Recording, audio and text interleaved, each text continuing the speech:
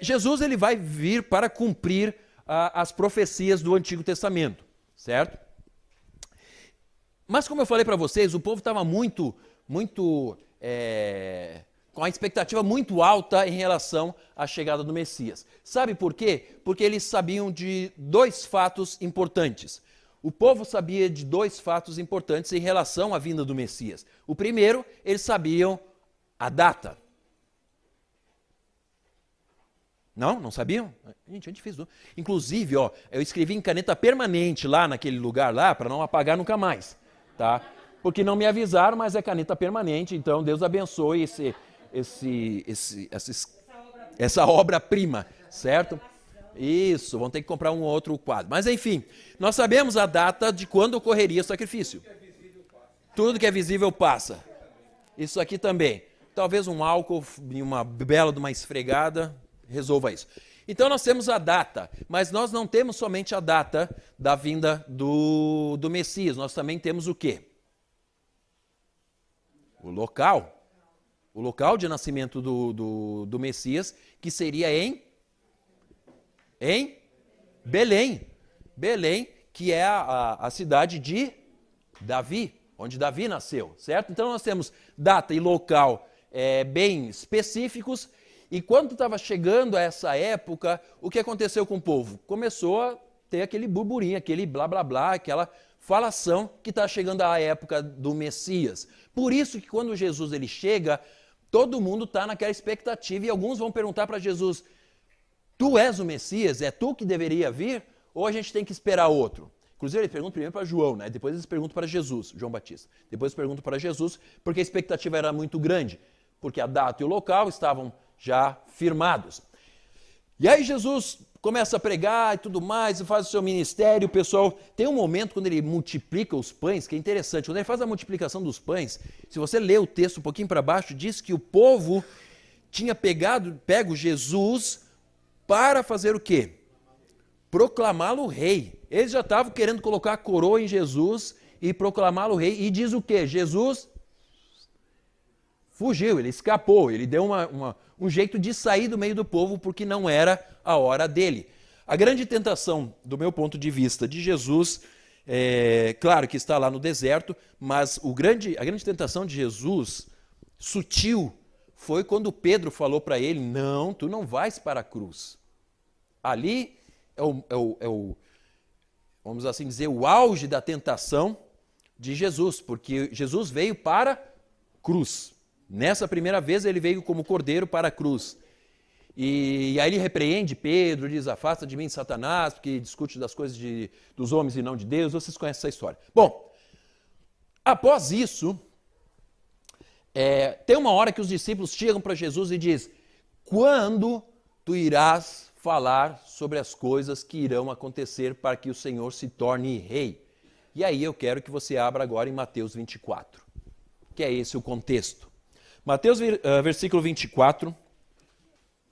Jesus já conheceu o coração dos seus discípulos, por isso Jesus olha para os discípulos logo no começo do capítulo 24 e provoca-os a uma pergunta. Jesus provoca a pergunta, assim como ele fez com a mulher samaritana, ele também vai provocar uma pergunta. Qual é a pergunta que Jesus provoca? Comecem a ler agora o versículo 1 em diante, por favor. Até o 3, de 1 a 3. E quando Jesus ia saindo do templo, aproximaram-se dele os seus discípulos, para lhe mostrarem a estrutura do templo. Jesus, porém, lhes disse: não vedes tudo isso? Em verdade vos digo que não ficará aqui pedra sobre pedra que não seja derrubada. E estando assentados no Monte das Oliveiras, chegaram-se aí seus discípulos em particular, dizendo: dize-nos, quando serão essas coisas? Que sinal haverá da tua vinda e do fim do mundo? Está vendo que Jesus ele provoca a pergunta? Não sei se vocês percebem. Jesus ele provoca a pergunta, ele diz: não ficará pedra sobre pedra. Aí os discípulos logo se antenaram. Ah, mas então quando isso irá acontecer? E a pergunta deles está no quando. Não onde, nem porquê, nem como, blá blá blá. Mas no quando isso irá acontecer. E aí eles vão até Jesus, do outro lado, acho que no Monte das Oliveiras, como é? Monte das Oliveiras? Monte das Oliveiras, né? E fazem a pergunta para Jesus. E olha, Jesus, ele vai dar a resposta. Tem uma pregação enorme aqui só sobre essas perguntas dos discípulos, mas vamos pulando, porque nós não temos muito tempo. Vamos ver quais são os sinais que Jesus aponta para essa época do fim. Vamos ler no texto novamente, ou novamente não, vamos ler o texto novamente e especificamente a partir do versículo 4. Jesus respondeu, 2 pontos, abre aspas, nova linha, travessão e tudo mais. O que Jesus responde? Qual é o primeiro sinal? Enganos, certo? Que ninguém vos engane, ou seja, nós temos enganos. O que mais? Muitos virão em meu nome, serão muitos falsos profetas. O que mais? Oi? Guerra e rumor de guerra. O que mais? Guerras, fomes, pestes e terremotos. Olha a sequência que Jesus está dando. Preste atenção nisso, tá? Falsos cristos, enganação, fomes, pestes, terremotos, guerras, certo? O que mais? A gente já está onde nesse versículo? 7. Vamos lá, continuando.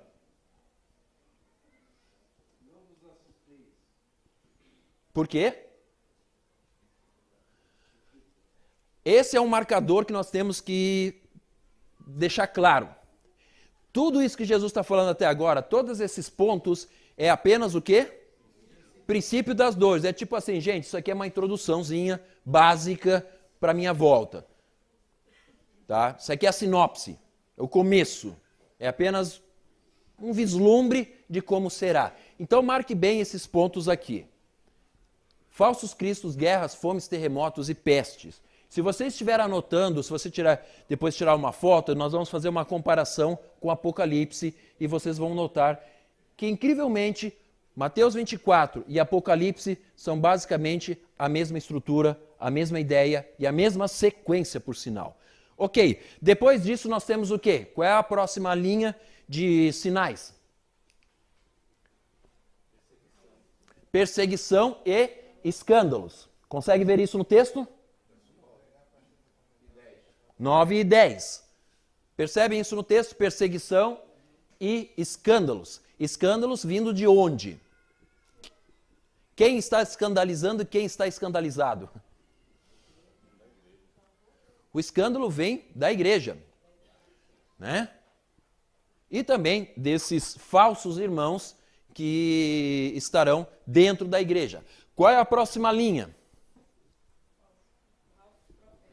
Falsos profetas, ainda mais. Mas é interessante que Jesus coloca outro marcador. Ele fala do amor que se esfria. Ou seja, é um mundo onde o amor a Deus e o amor ao próximo está em decadência, está cada vez mais esfriando, certo? A ideia do amor é interrelacional. Não está falando de guerra, fome, terremotos que são alheios a mim. Está falando de algo que está em mim, que é o amor que está se esfriando, tanto da minha parte quanto da parte dos outros. Estão entendendo? Pega essa sequência e nós vamos trabalhar ela direitinho. Daqui a pouco você vai ver que vai fazer sentido tudo que eu estou colocando aqui. O que mais? Qual é a próxima sequência?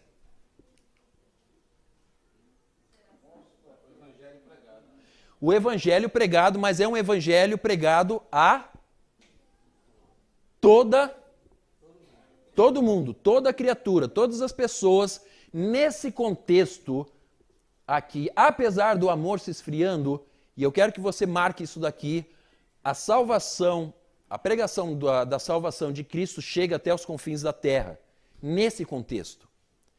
E aí Jesus diz, quando chegar no fim, quando chegar o último rincão, a última instância da terra, então virá o fim. Quem está fazendo isso daqui? Quem está fazendo essa pregação? A igreja. Mas a igreja não está com o seu amor esfriando, ela não está sendo perseguida, ela não está provocando escândalos.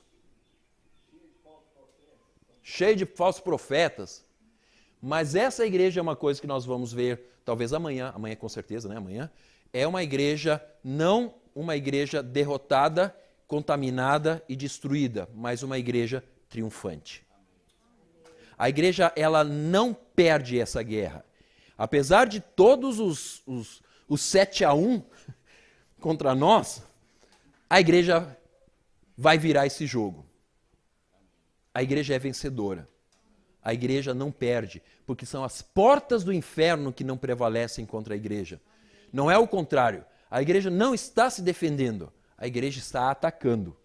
E é isso que vai acontecer no final. O evangelho avança, independente dos problemas, como o pessoal diz, né, aos trancos e barrancos, mas o evangelho vai avançar de uma forma nunca vista antes na história. E dentro de todo um contexto de perseguição e de amor se esfriando. Você consegue imaginar a magnitude disso? Muitos escândalos, muitos problemas, mas o Espírito Santo como nunca atuando na história da humanidade? Isso é para nós, de uma certa forma, de todas as formas, uma alegria, porque não é o pecado da igreja que fará o evangelho parar. É o Espírito Santo que faz a pregação avançar, ok? Então, continuando, o que Jesus fala em seguida, após o versículo 14? E aí vem o abominável de... Ali está escrito, desolação, que falou o profeta Daniel. Agora, Jesus está fazendo uma referência a um texto que nós lemos ontem, que está lá em 9:27. Tá?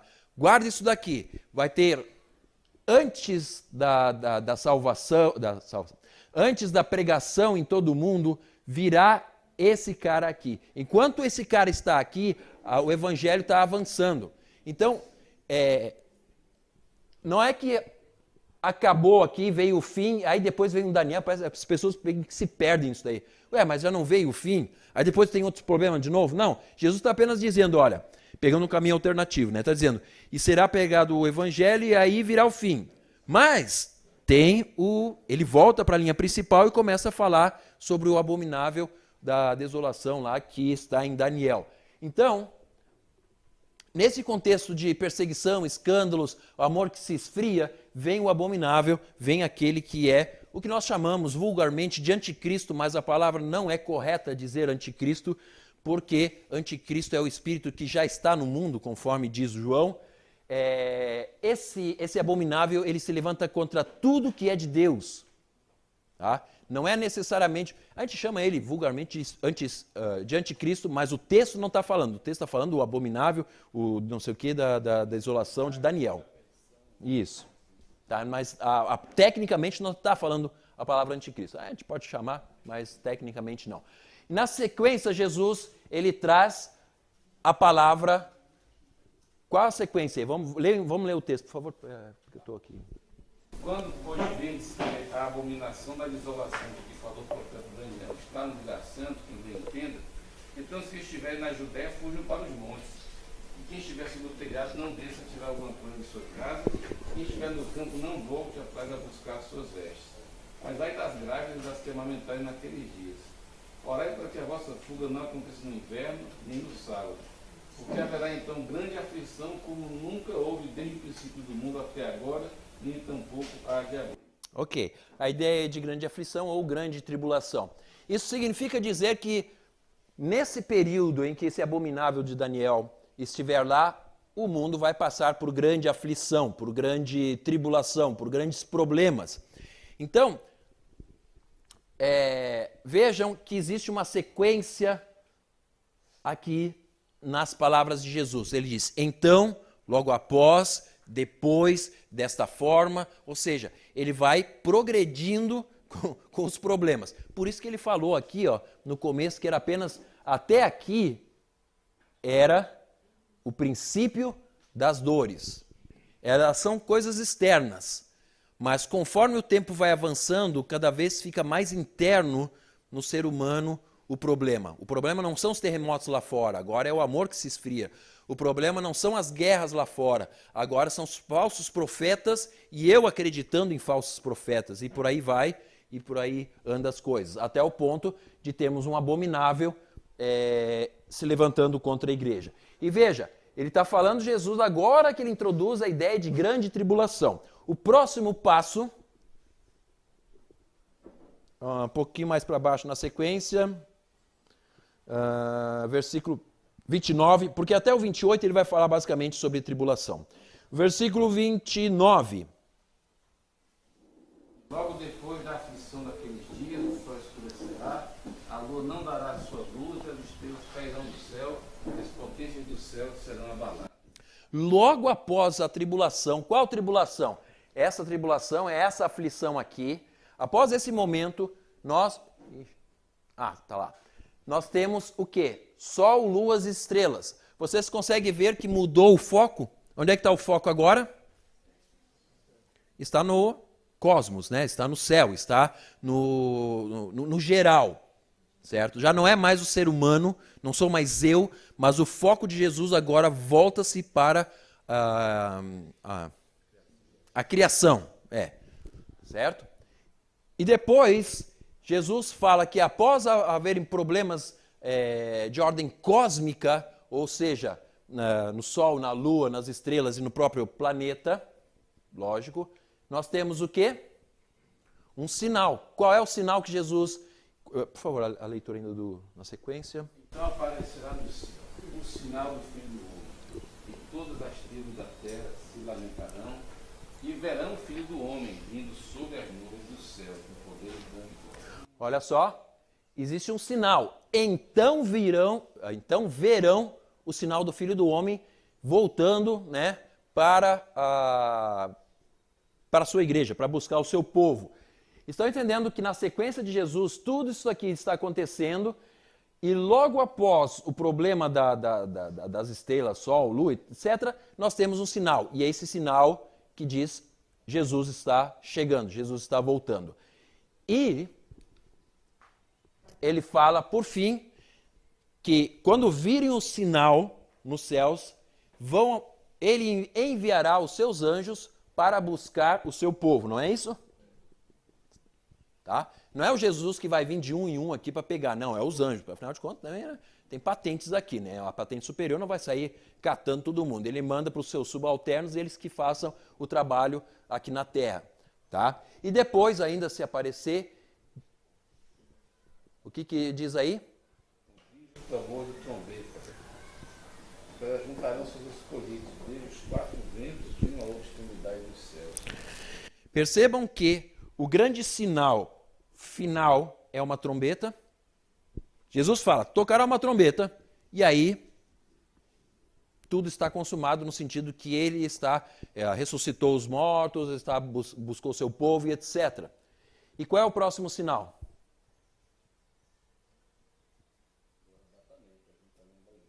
É ajuntamento, mas já é o fim. Não tem mais sinal, acabou. As perguntas dos discípulos no começo do capítulo 24 foram respondidas. Então a sequência, note bem, a sequência é essa daqui. Se você quiser tirar foto, agora é o momento. Se você quiser anotar, agora é o momento, porque em cima dessa sequência do nosso Senhor Jesus Cristo, nós vamos ver os outros textos. Porque para nós a autoridade máxima é de Jesus, certo? Então Jesus, ele tem a prioridade sobre o que é dito e depois os outros vão ter que se encaixar no que Jesus diz. Não é o contrário. Tem gente que faz o contrário, tem gente que pega o que Paulo falou, o que o outro falou, o que João falou, e aí depois tenta colocar Jesus. A prioridade hermenêutica, de exegese, etc., de interpretação do texto é Jesus e os outros que se encaixem nele. Ele é o centro. Então, se Jesus nos dá essa sequência, agora nós vamos poder buscar nos outros textos como que eles se encaixam nessa sequência de Jesus. E eu quero começar com Tessalonicenses, que eu não tenho a menor ideia sempre se é o primeiro ou o segundo. Porque os dois têm, né? Paulo, lá em Tessalonicenses, alguma coisa. 4. Primeiro Tessalonicenses 4. E vamos ler agora o que Paulo está dizendo e vamos ver se isso se encaixa com Jesus. Porque se não se encaixar com Jesus, aí é uma opinião de Paulo. Não é profecia, não é doutrina. Agora, se encaixar com Paulo, com Jesus, então, beleza. Vamos ler aí esse texto aí, por favor, 4, 13 até o 18. Primeiro, 1 Tessalonicenses 4, 13 a 18. Não quero, porém, irmãos, que sejais ignorantes acerca dos que já dormem, para que não vos entristeçais como os demais que não têm esperança. Porque se cremos que Jesus morreu e ressuscitou, assim também aos que em Jesus dormem, Deus os trará a trazer com ele. Dizemos-vos, pois, isto pela palavra do Senhor, que nós os que ficarmos vivos para a vinda do Senhor, não precederemos os que dormem. Porque o mesmo Senhor descerá do céu, com alarido, com voz de arcanjo e com a trombeta de Deus. E os que morreram em Cristo ressuscitarão primeiro. Depois nós, os que ficarmos vivos, seremos arrebatados juntamente com ele nas nuvens, a encontrar o Senhor nos ares, e assim estaremos sempre com o Senhor. Portanto, consolai-vos uns aos outros com estas palavras. Agora, onde que esse texto de Paulo se encaixa aqui na nossa descrição? Vocês conseguem saber? Ele dá uma palavra, é uma palavra só que já nos encaixa nessa estrutura aqui. Ele diz que a nossa ida para encontrar o Senhor, para a nossa ressurreição, para estarmos com Jesus, ela acontece quando? Quando soa. É só isso? Ó, tem os anjos aí, né? Trombeta de Deus. Então, concorda com Jesus que falou sobre anjos, um sinal, anjos e trombeta, e aí a ressurreição? Concorda, beleza, bateu. Então, Paulo está se referindo a esse momento aqui no seu texto. Entenderam?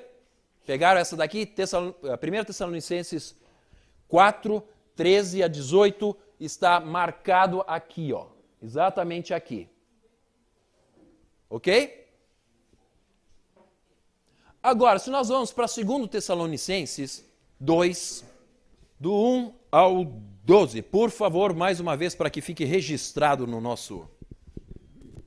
Ora, irmãos, rogamo-vos pela vinda de nosso Senhor Jesus Cristo e pela nossa reunião com ele, que não vos movais facilmente do vosso entendimento, nem vos perturbeis, quer por espírito, quer por palavra, quer por epístola, como de nós, como se o dia de Cristo já estivesse perto. Ninguém de maneira alguma vos engane, porque não será assim, sem que antes venha a apostasia e se manifeste o homem do pecado, o filho da perdição, o qual se opõe e se levanta contra tudo que se chama Deus ou se adora. De sorte... Só um pouquinho, ele está falando de quem aí? Aqui, do ruim do Daniel. E aí está falando que vai ter problema. Então ele está colocando uma sequência que nosso arrebatamento, a nossa ida com Jesus, não acontecerá antes disso aqui. Está concordando com Jesus? Está. Continuamos. Não vos lembreis, o qual se opõe e se levanta contra tudo que se chama Deus ou se adora, de sorte que se assentará como Deus no templo de Deus, querendo parecer Deus. Não vos lembrais de que estas coisas vos dizia quando ainda estava convosco? Agora vós sabeis o que o detém, para que a seu próprio tempo seja manifestado. Porque já o mistério da injustiça opera, somente há um que agora o retém, até que do meio seja retirado. Então será revelado o iníquo, a quem o Senhor desfará pelo assopro da sua boca e aniquilará pelo esplendor da sua vinda. A esse, cuja vinda é segundo a eficácia de Satanás, com todo o poder e sinais e prodígios de mentira, e com todo o engano da injustiça para os que perecem, porque não receberam o amor da verdade para se salvarem. Olha, dá umas 10 horas de pregação, só isso aqui. Mas eu tenho que resumir. Olha só, ele está falando desse momento aqui, e ele está falando de engano, de injustiça, de maldade e tudo mais, certo? Vocês acham que essa injustiça, maldade e tudo mais que ele estará fazendo está num contexto de grande tribulação para a igreja? Óbvio, porque se nós somos da luz, ele é trevas. Se nós somos da verdade, ele é mentira. E tudo que tiver contra ele vai sofrer perseguição, vai sofrer problemas. Então, nesse texto fica claro que ele vem e ele vai perseguir e ele vai trazer um grande problema sobre a igreja. E nós vamos ver em Apocalipse que grande é o número dos que vêm da grande tribulação, certo? Ou seja, esse cara não vai ser legalzinho com a gente, não. Ele não gosta de nós. Tampouco, menos ainda, né? Então, nesse tempo aqui, as coisas vão começar a apertar. Se aqui as perseguições, existem perseguições, mas existem escândalos, perseguições por causa dos escândalos e por causa das coisas que a gente está fazendo errado e também por causa da palavra. Mas aqui é porque nós somos da luz. Luz, trevas. Nesse momento, hoje, nós ainda vivemos naquela coisa entre luz e trevas, estão meio que uma penumbra, uma hora é luz, uma hora é trevas e tal. Mas nesse tempo aqui, é como se Deus estivesse dizendo, agora a gente vai separar joio do trigo, agora a gente vai separar a luz de trevas. E vai ficar muito claro quem é igreja e quem não é igreja. Aqui está tudo misturado. Já com o abominável lá de Daniel, as coisas vão ficar muito mais claras. Em outras palavras, quem é cristão vai ser cristão. Quem não é cristão vai sair fora. Porque esses aqui são os que estão fora da grande tribulação, são os famosos crentes pipoca. Vocês conhecem crente pipoca, né? Quando esquenta, pula fora. Entendeu? Então, se você é crente pipoca, aí tá beleza, porque não vai ter problema nenhum com o abominável. Agora, se é crente de verdade, se é, como é que o pessoal fala ainda? É raiz, né? Se é crente raiz, não é Nutella, tá? Se é Nutella, pula fora. Agora, se é crente raiz, fica. E vai aguentar as consequências disso. Nesse período, é muito tenso e é isso que Paulo diz. A nossa reunião com Cristo não ocorrerá antes que apareça o iníquo. Antes que apareça o cara da maldade, o coisa ruim, o cão, o capetão. Tá? Esse cara, apesar de que ele vai parecer assim, muito bonzinho, vai ser só sorriso. Não pensa que ele vai vir com um chifre, com um rabinho, enxofre e tudo mais. Ele vai ser muito agradável. E é justamente aí a enganação, exatamente. Por isso que ele vai enganar. Né? Tá certo? Então, esses dois textos de Paulo, basicamente, que são os únicos textos de Paulo, não os únicos, mas os mais fortes, falam sobre a escatologia, bate com o quadro geral de Jesus. Um ele está falando aqui e o outro ele está falando aqui, certo?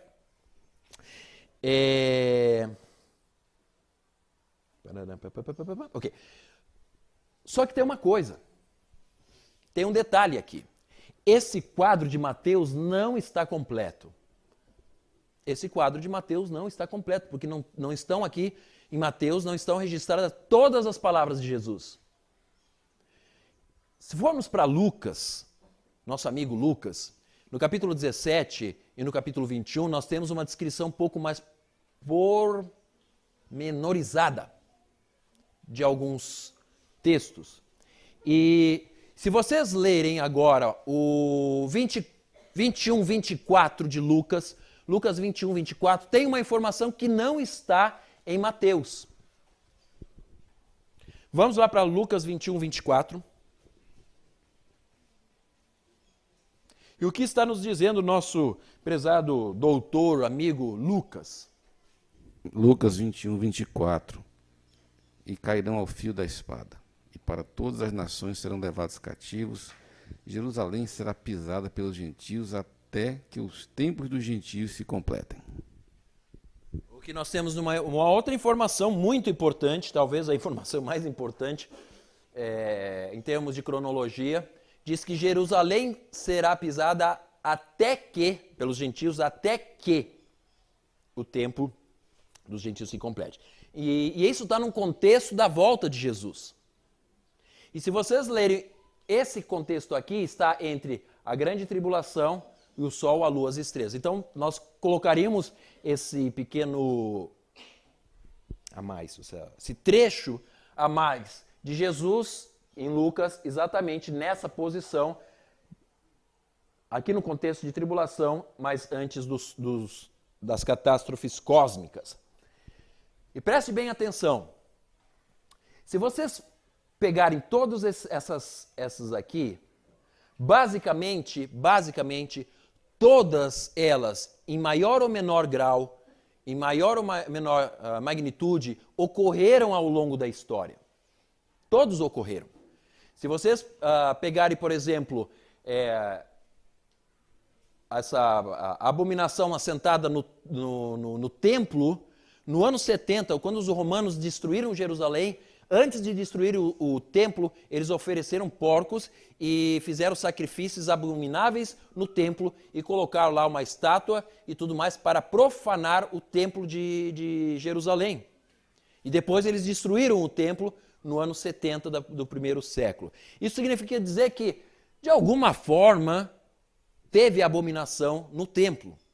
Mas toda essa sequência aqui, ela não ocorre, o único que está faltando ainda seria Jerusalém estar nas mãos de quem?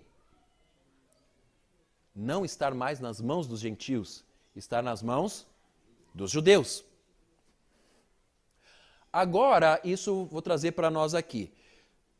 Qual é a capital do Estado de Israel? Tel Aviv. Não diga isso para um judeu, mas não. Tel Aviv é considerada, no mundo inteiro, a capital do Estado de Israel. Somente Israel e mais uma pequeno número de países, eu não lembro agora se Nicarágua, um país assim, Guatemala e Estados Unidos reconhecem Jerusalém como a capital de Israel. Todo mundo, o resto do mundo não reconhece. Sabe por quê? Porque parte de Jerusalém realmente não está nas mãos dos judeus.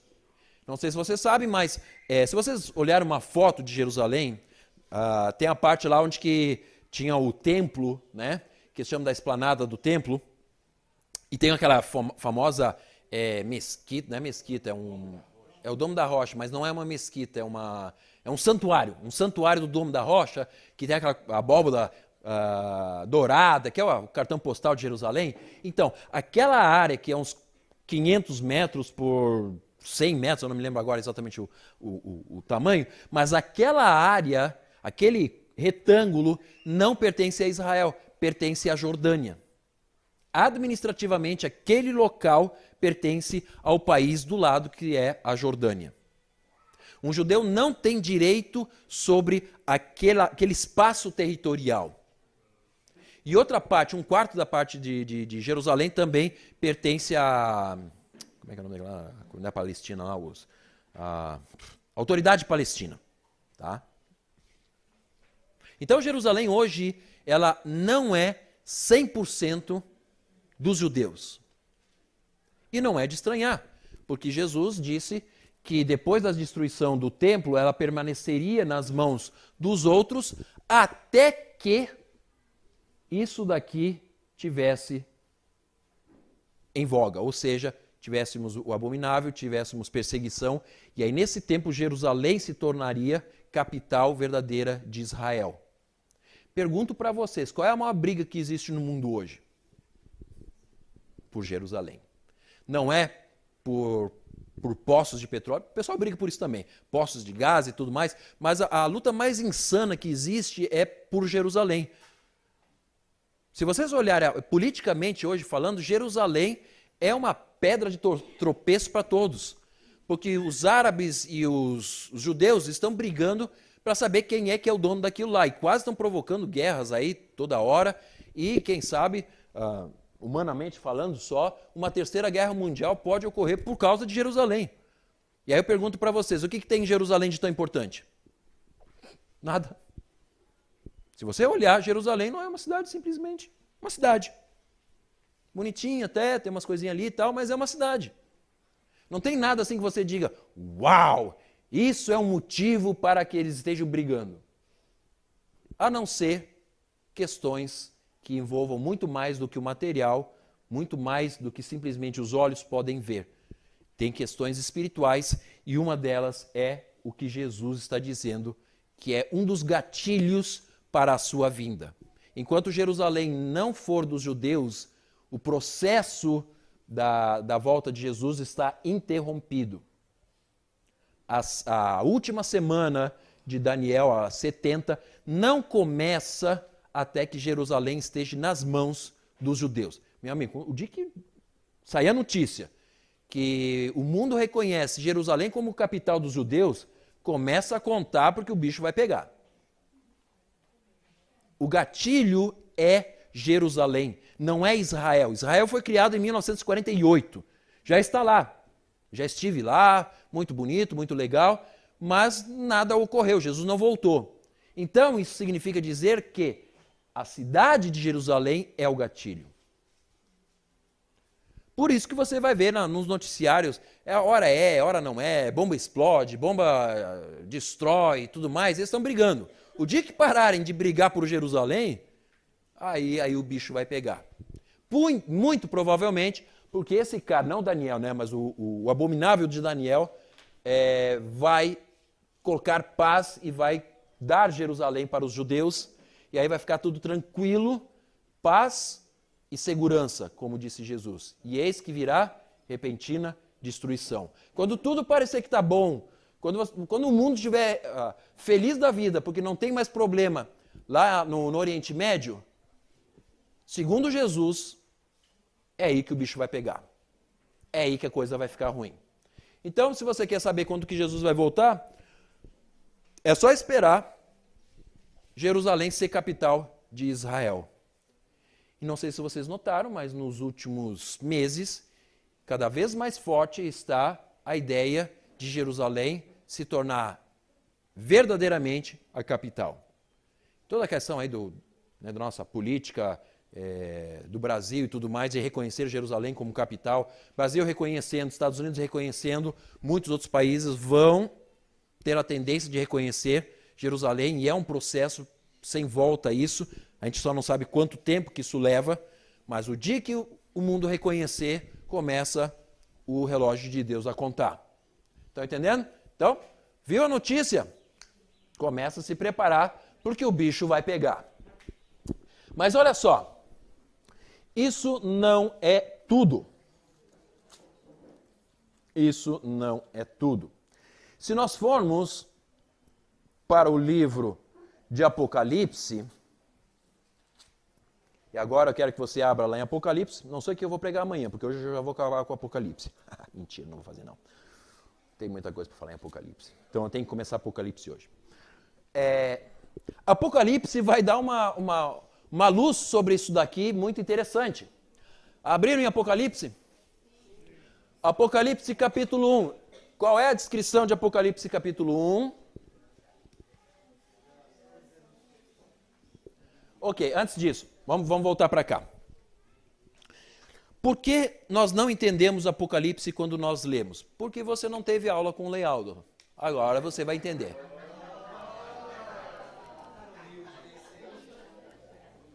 A minha humildade é o meu maior orgulho. Eu me orgulho da minha humildade. Por que nós não entendemos nada quando nós lemos Apocalipse? Existem alguns fatores externos.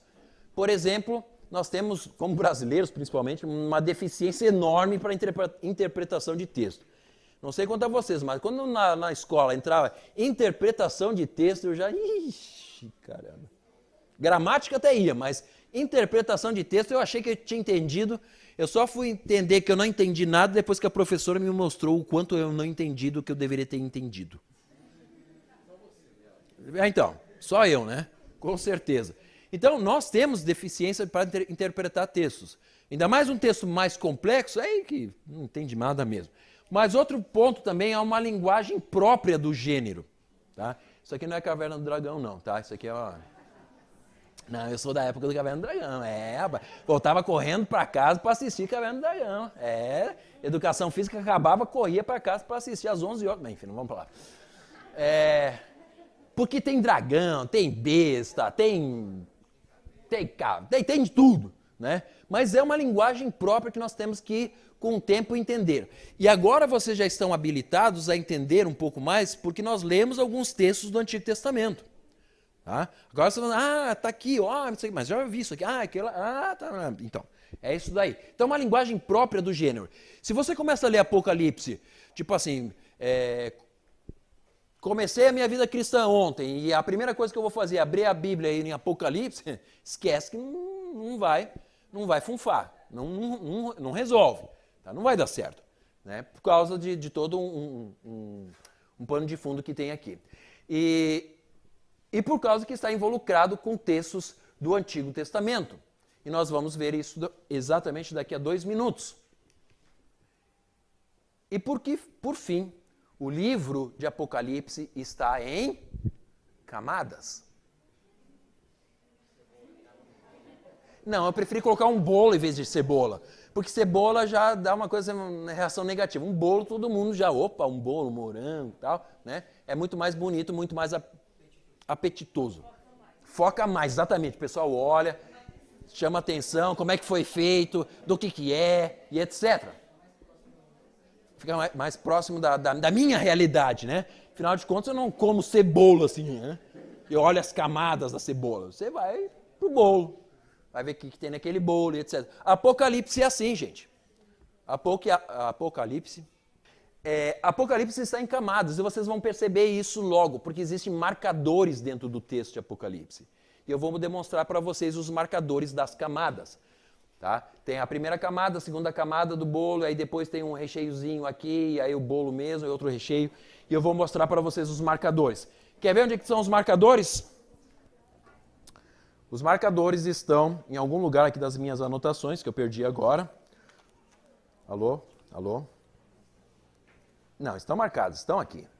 Marcadores. Apocalipse 1:4. Leia aí Apocalipse 1:4. Olha um marcador em Apocalipse. 1:4. João, às 7 igrejas que estão na Ásia, graça e paz sejam convosco. Da parte daquele que é 1:4. E que era, e que há de vir, e dos 7 espíritos que estão diante do seu trono. E atenda a pedidos, o 8. Eu sou o Alfa e o Ômega, o princípio e o fim, diz o Senhor que é, que era e que há de vir, o Todo-Poderoso. Ok. O que repete nesses dois? O que repete nesses dois textos aí? O que era, o que é e o que há de vir. 3 pontos. Agora o 4:8. 4:8. E os 4 animais tinham, cada um de per si, 6 asas, e ao redor e por dentro estavam cheios de olhos e não descansavam, nem de dia nem de noite, dizendo: Santo, Santo, Santo é o Senhor Deus, o Todo-Poderoso, que era, que é e que há de vir. Ok, de novo, mesmo, que era, que é e que há de vir. Agora, 11:17.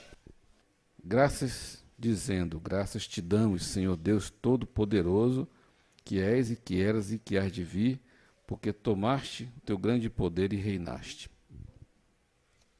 11:18 a 17, não é isso? 11, é isso mesmo.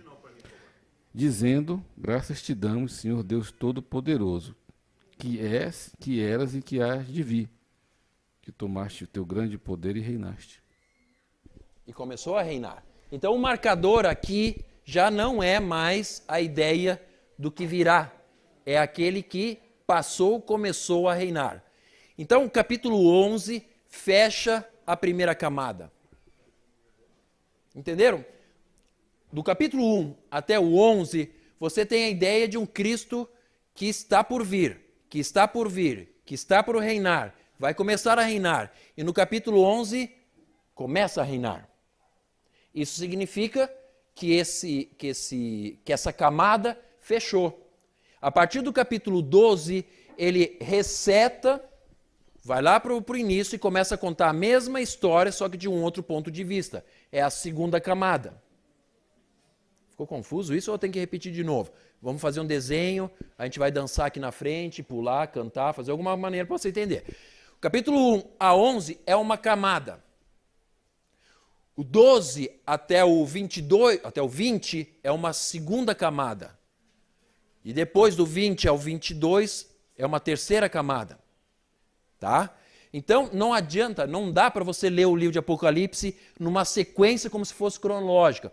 O 12 não vem depois do 11.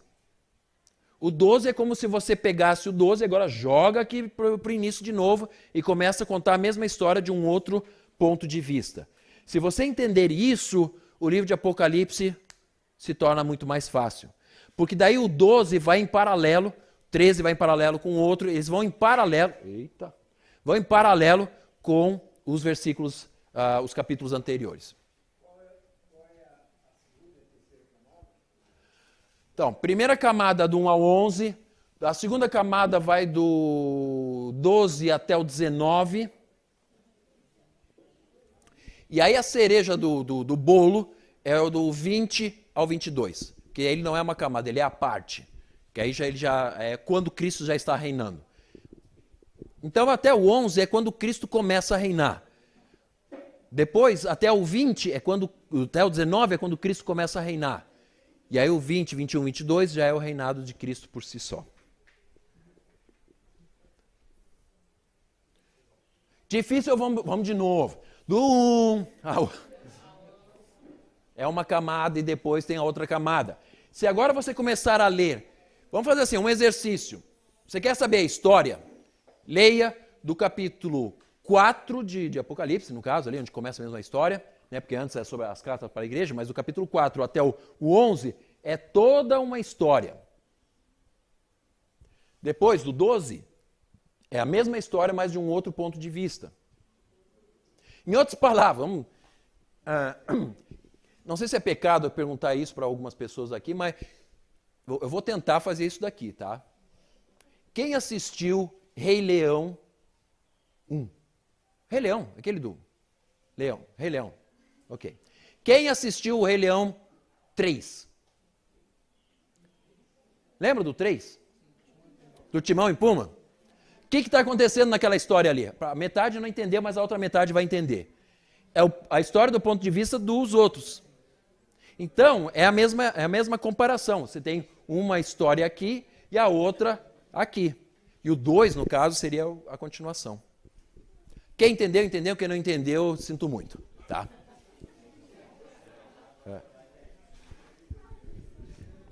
Queridos, esses marcadores também podem ser percebidos quando o João muda de ponto de vista.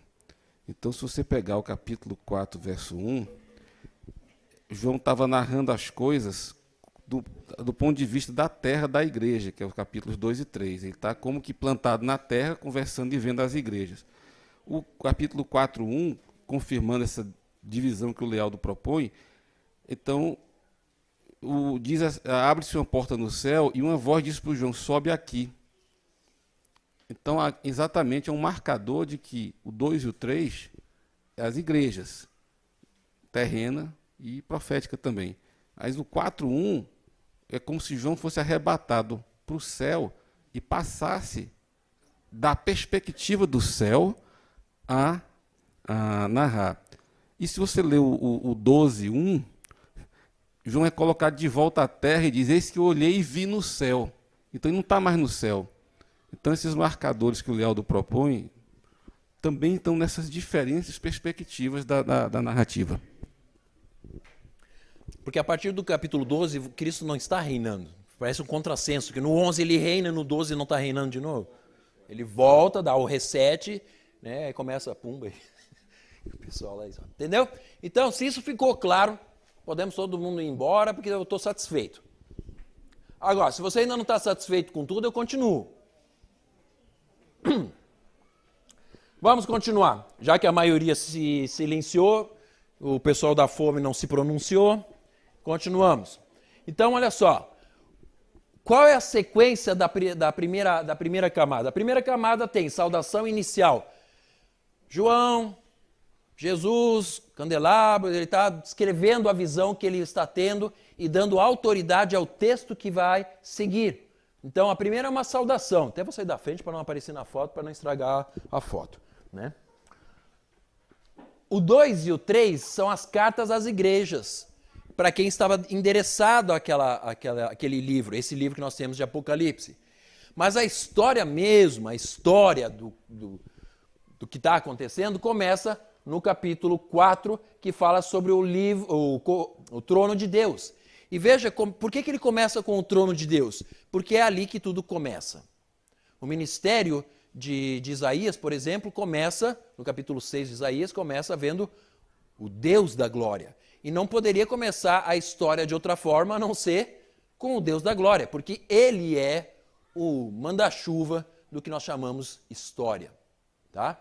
Então ele vê isso daqui, ele vê um trono, exatamente o mesmo trono que Isaías vai ver, e o próprio Ezequiel também vai ver. Os cânticos são os mesmos, por sinal. Se você vai ver o cântico em Apocalipse e o cântico em Isaías, é o mesmo, é Santo, Santo, Santo. É o mesmo cântico, ou seja, é o mesmo lugar, é o mesmo trono. Ok? Depois, é falado no capítulo 5, esteja com a sua Bíblia aberta aí, porque a gente vai agora começar a dar uma destrinchada aqui em Apocalipse. No capítulo 5, você tem o livro que está sendo aberto pelo Cordeiro, certo? O livro, na verdade, não é como nós imaginamos um livro. É muito mais um pergaminho que é desenrolado, certo? Quando diz aberto, significa que ele fez isso daqui, não que ele folheou. Ele está abrindo. Naquela cultura, essa é a ideia de abrir o livro. E esse rolo, incrivelmente, esse rolo aparece lá no livro de Zacarias. Esse rolo aparece no livro. Tem os mesmos seres viventes, a Assembleia Divina, que aparece no Apocalipse 4, está em Zacarias também. Então a cena, ele está ambientando, o João está ambientando onde é que está ocorrendo a cena. E a mesma cena lá do Antigo Testamento. Ok?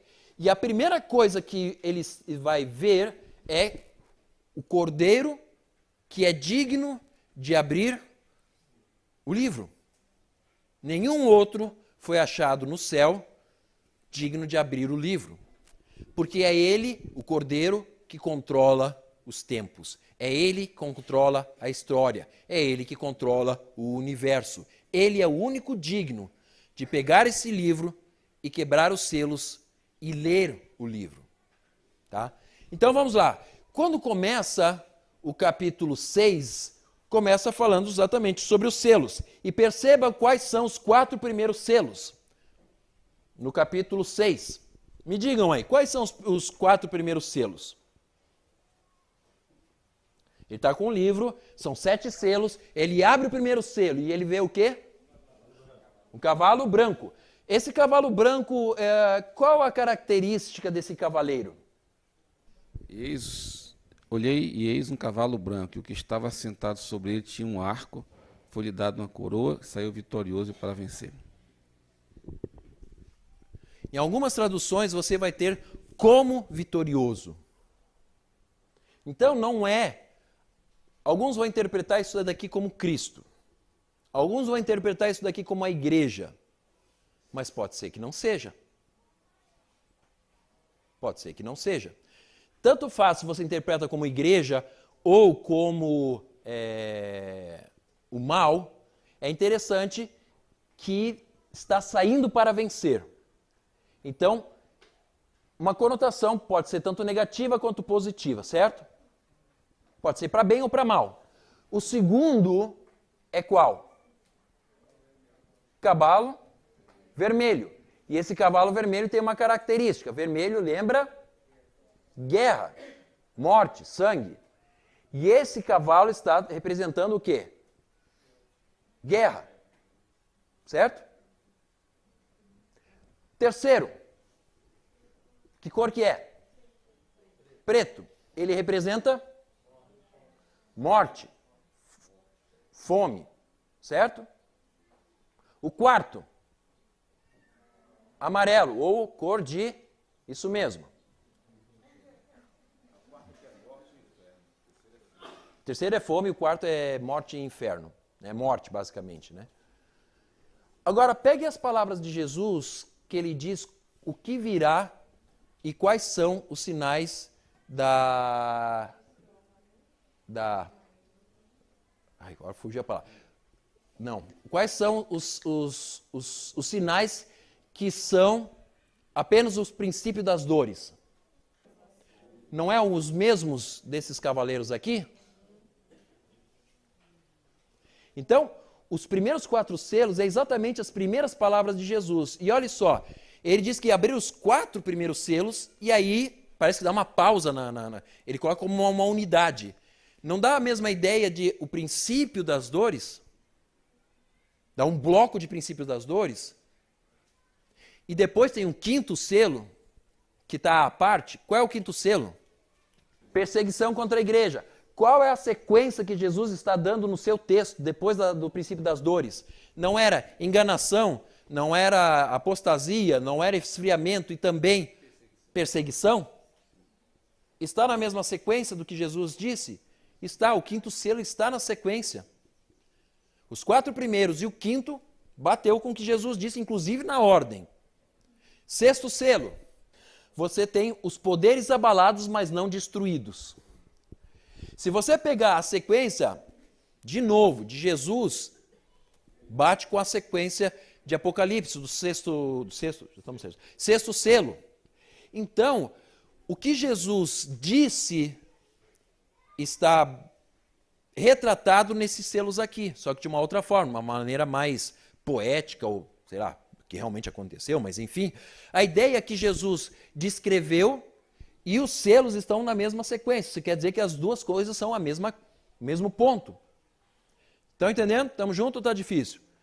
Está difícil, estamos juntos? Difícil e junto. Ah.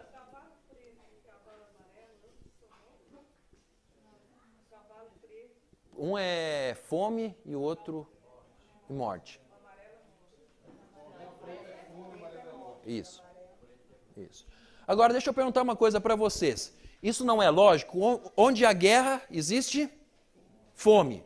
Onde existe fome, existe morte. Certo? Mas esses cavalos dizem que eles saem pela terra, não é um lugar, nem 2, nem 3, é em vários lugares. Então, dá a ideia que é uma coisa geral. Tá? Mas Jesus disse que é apenas o princípio, porque os problemas estão a partir do 5º, 6º e 7º selo. E se vocês olharem e perceberem, esses selos que estão sendo abertos, está exatamente na mesma sequência das palavras do nosso Senhor Jesus Cristo. Que eu estou tentando agora achar onde é que está a sequência dos selos. Em algum lugar por aqui. Não, essa aqui é a pregação que eu fiz semana passada. Isso daqui também não foi. Isso aqui não é. Esse aqui é o de amanhã. Está em algum lugar por aqui a sequência dos selos, eu garanto para vocês. Está bem no começo do meu livrinho aqui. Que falta que faz a minha esposa aqui para me ajudar. O 5º selo, porque eu preciso de um auxiliador aqui, né? E se vocês olharem agora, qual é o 7º selo? Silêncio no céu por meia hora. Bom, não vou fazer um comentário infame aqui, porque... Não, como a maioria aqui é desse partido, né, eu não vou entrar no comentário. Mas existe um silêncio. Por que do silêncio? Me parece que introduz um momento solene, né? O silêncio é um prelúdio de algo solene. E meia hora, é tipo assim, não foi aquele olhar... Não, é meia hora de silêncio, porque virá algo maior, e esse maior está por aparecer, que é, na sequência, 7 trombetas. Opa, já ouvi falar de trombeta antes? Já ouvi falar de trombeta. Então, se vocês pegarem todas as trombetas, vão perceber que existe uma sequência muito parecida com a de Jesus, até que toque a última trombeta, que é a 7ª. E quando você lê que a 7ª, que é a última, tocou, é exatamente a descrição de Paulo e de Jesus. Ao soar da última trombeta, Cristo vem. Tá? Então, Apocalipse, Paulo, lá em Tessalonicenses, e Jesus estavam juntos, com a mesma ideia. Então, existe uma sequência de coisas que vão acontecendo, que nós vamos falar daqui a pouco, amanhã também, mas o grande e último momento é o toque da última trombeta. Nesse meio tempo aí tem selo, tem um monte de coisa acontecendo, terrível, terrível. Não vou entrar agora. Mas o último toque da trombeta é o momento do encontro com Jesus. Mas perceba que tem que acontecer todos os selos, todas as trombetas, todos os cálices, tudo tem que acontecer antes de que Jesus volte para a sua igreja. Ou volte para reinar, melhor dizendo. Ele volta para os seus, mas o objetivo dele é reinar nessa terra.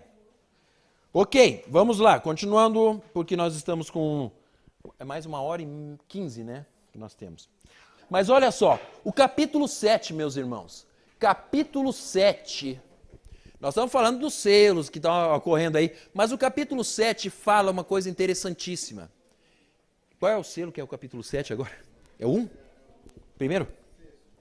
Sexto. Ele fala que abriu o selo e ele viu o quê? O que ele viu? Tá lá, mas ele vai ver uma multidão de 144 mil que vai ser selado para testemunho de Deus. É interessante vocês notarem agora, se vocês forem, e prestem bem atenção, se vocês pegarem esse texto, capítulo 7, e voltarem lá no capítulo 37 de Ezequiel, vocês vão ver o Vale de Ossos Secos. E diz que o Vale de Ossos Secos foi comprado da terra. E esse texto também está falando a mesma coisa. E a sequência do capítulo de Ezequiel é a mesma sequência que vai ter em Apocalipse a partir de agora. Em outras palavras, para mim, esses 144 mil são israelitas de uma tropa de elite que vai entrar em combate a partir do capítulo 8 de Apocalipse, porque vai haver guerra em Israel a partir desse momento, porque nós estamos no meio da oposição do iníquo contra a igreja, mas principalmente contra Israel. O problema sempre vai ser Israel. O inimigo sempre quis eliminar Israel. E aí Deus vai puxar um povo para defender Israel. Gente, é difícil, eu sei que está ficando complicado, mas a gente precisa mais tempo para destrinchar isso daqui. Tá? Mas o texto de Ezequiel está refletido aqui, tá? Do Vale dos Ossos Secos. Porque na sequência, o que tem depois do Vale dos Ossos Secos, vocês lembram qual é a sequência do Vale dos Ossos Secos? Vem o quê? Um rei, reinando. E na sequência dos 144 mil, já no capítulo 11, você vai ter o rei reinando. Então, a sequência é a mesma. É a mesma sequência, só que com outras palavras e outras maneiras de ver. Em outras palavras, parece que o João pegou, foi lá, Ctrl+C, Ctrl+V, para não ficar tudo muito igual, né, porque é plágio, né? Ele deu umas trocadas de nomes, deu uma ajeitadinha daqui e dali e continuou o texto, porque é praticamente a mesma sequência, as mesmas ideias. As mesmas ideias que Deus vai levantar. O inimigo se levanta contra Israel, Deus levanta um povo, alguns escolhidos para defender Israel, ele defende Israel até que Israel se rende a Deus, e aí nessa sequência o Messias vem para reinar agora não sobre somente, e aí tudo bem, interpretação, né? Mas não somente sobre Israel, mas sobre todo o mundo, incluindo aqueles a quem foi feita a promessa aos judeus em Jerusalém. Tá? Se você pegar a sequência do capítulo agora de Apocalipse 7, 8, 9, 10 e o 11, é a mesma sequência de Ezequiel, só que com outras palavras. Ok, a sua tarefa é no próximo ano estudar todos esses textos aí vai fazer sentido.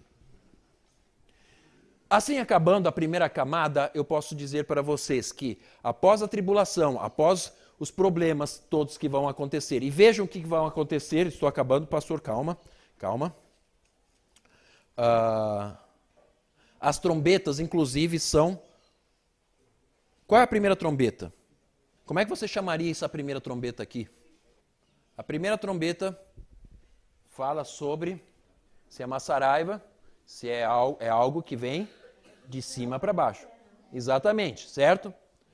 O próximo também tem a ver com uma montanha que vem do céu para a terra. O próximo também é algo externo. Em outras palavras, é cosmológico o problema. Onde é que nós temos problemas cosmológicos? Exatamente aqui. É a mesma sequência, meus queridos. Se você pegar a sequência aqui, ó, bate exatamente com os capítulos 4 a 11 de Apocalipse, até que toca a última trombeta. É paralela, bateu aqui, bateu aqui, bateu aqui, bateu aqui. Se você colocar os textos, eles vão batendo um com os outros. Porque as trombetas têm a ver com o planeta, tem a ver com alguma coisa que vem de fora, batendo aqui. E você sabe qual é o nosso maior problema hoje em dia para a nossa raça humana? Não é uma guerra nuclear. Nosso maior problema está lá em cima, não Deus. Sabe o que precisa acontecer para que o planeta morra? Que uma pedra de 10 quilômetros, bata no nosso planetinha, tudo acaba. Dizem que foi assim que se extinguiu os dinossauros. Mentira, quem já esteve aqui descobriu que não foi, né? Foi outra coisa. Mas uma pedra batendo aqui, uma pedra de 10 quilômetros, é suficiente para acabar com toda a vida na Terra. O maior perigo está lá em cima, não está aqui embaixo. Aliás, aqui também tem uns perigos meio ruinzinhos, né? Principalmente em São Paulo. Né? Mas o que vem de fora é o que vai matar. Porque a primeira pedra bate e mata quanto? 1/3. A segunda pedra vem e bate e mata 1/3. Depois a outra praga vem e bate 1/3. Aí você diz, 1/3 mais 1/3 mais 1/3, morreu todo mundo, não é? Não é? Não, porque você não foi naquela aula de matemática, você falhou naquela aula, porque se existem 9 bilhões de pessoas no nosso planeta, morreu 1/3, ficou quanto? 6. Aí vem mais um e bate lá e morre 1/3, fica quanto? 4. Vem mais um, bate e morre 1/3, fica 1,3. Ainda tem 1,3 sobrando, 1,3 bilhões dos 9. Então não morre todo mundo. E aí eu digo uma coisa para vocês, é exatamente esse 1,3, esse montante restante que entra, porque diz que eles não morrem, né? Sobra esse restante aí e eles não morrem e eles entram no reino do Messias. Aí porque muitas pessoas perguntam, mas de onde é que vem esse cara que não morre? Quem é que vai trabalhar para a igreja? São esses que sobraram de todas essas catástrofes. Entenderam? Então por isso que vai haver tanto igreja, os transformados, quanto aqueles que sobraram dessas catástrofes todas. E aí o pessoal vai ser que nem coelho, depois de 1000 anos vai estar cheio esse planeta de gente de novo. E aí eles vão se rebelar contra Cristo de novo, e aí a história amanhã a gente continua.